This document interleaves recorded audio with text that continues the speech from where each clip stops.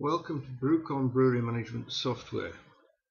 From brewing to sales to duty calculations, Brewcon provides the ideal all-in-one solution. I'd like to show how Brewcon can automate everyday processes, saving time and wages in the process.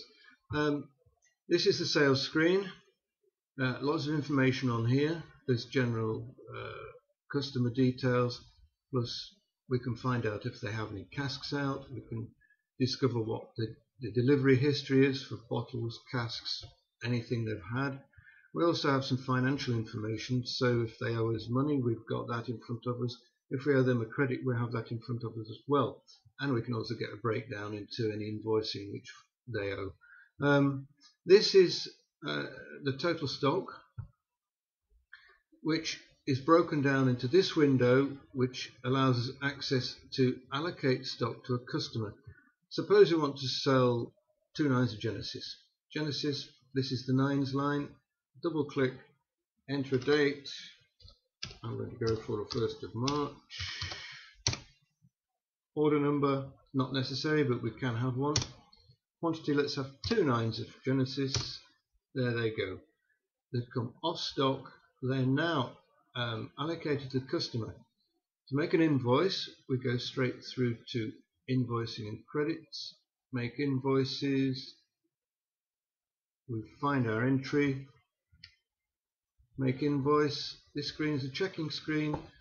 We can alter discount if we like to, but all discounting options which we've chosen for that customer automatically entered at this stage.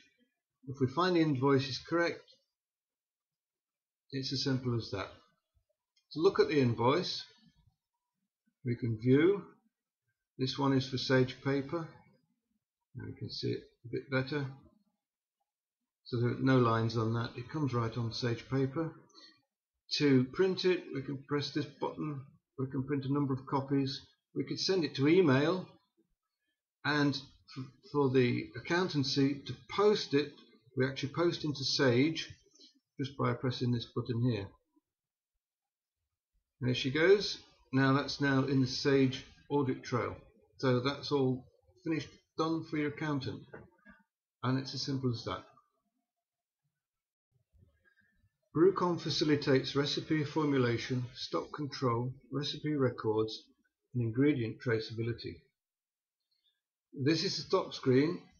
All these stocks are directly entered into recipes. We have manual adjustment and also a record of stock activity, what's gone in, what's gone out, and what brews the ingredients actually went into. Most of that is completely automatic. The hops are quite interesting. If we put a different alpha in, suppose you open a new box of hops, the alpha's changed. We go on here, adjust the alpha, and for every recipe containing that particular hop that you've just changed, the recipe is altered accordingly, and that's all automated. This is a recipe screen. In addition to recording the recipe, it greatly aids recipe formulation. Given an ABV and the final gravity, the full strength gravity, we can calculate the OG. This is done automatically. Hops allows for 4 different hoppings and 3 lots of hops, or 3 different hops per hopping. These contain the alphas. If we calibrate our utilization, the system will actually calculate the IBUs. So this one's 25.56 in the IBUs. We have up to 7 malts in the system, and we can calculate quickly the projected extract, which is very, very useful to know exactly how much beer we're going to produce.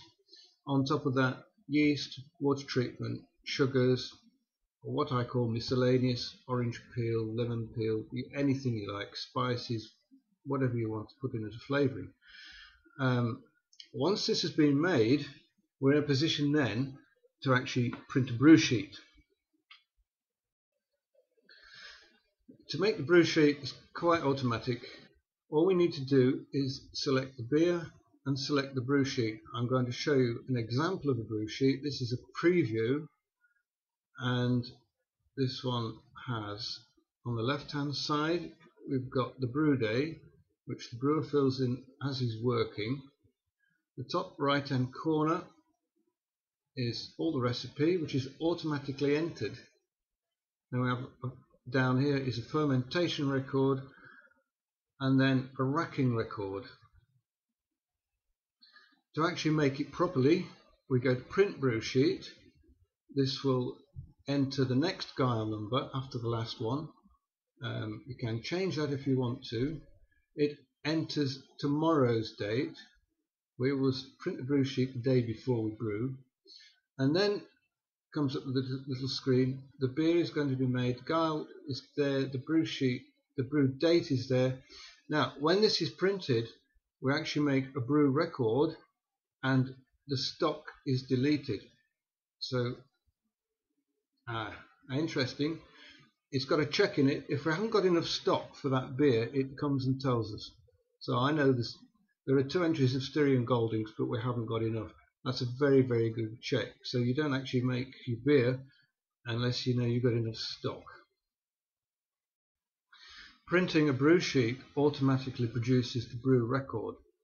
This is very similar to the recipe, but there are extra boxes in this where you can put your racking data, and projected extract can be turned into proper mash efficiency. We also have an ingredient traceability, which is automatically made. If I press ingredient, there it is. That's the traceability for this particular brew.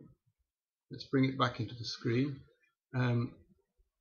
We see the supplier of the particular hops or malt or anything else you want to put in with a batch number. Also, you can put extra things in like finings or anything else you want to put in there. This remains forever, and the authorities are very, very keen on ingredient traceability, so that's very, very useful and automatically made. That was a very brief overview of sales and recipes. Brewcon contains many more functions, including cask tracking, duty calculation. For a personal demonstration, please contact Steve on 07770 806 909 or email the brewery.